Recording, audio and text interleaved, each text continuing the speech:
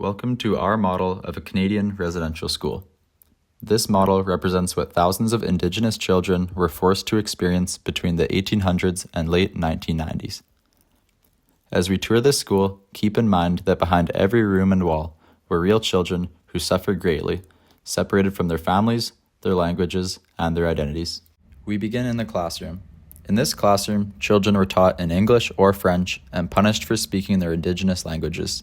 The education they received wasn't meant to empower them, it was meant to turn them into someone else, to make them forget who they were.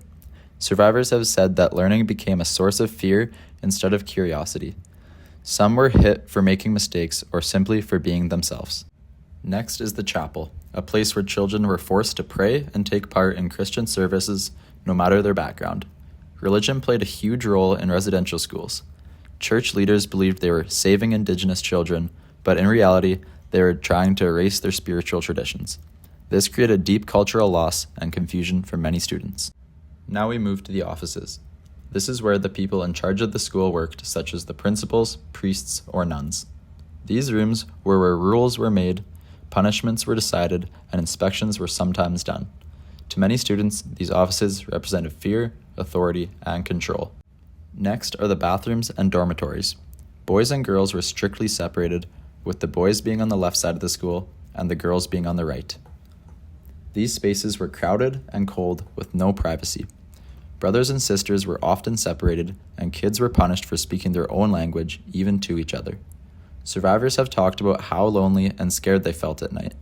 Some were as young as 4 or 5 years old when they were taken from their families. Lastly, we'll go down to the punishment room, which was the most feared place in the school.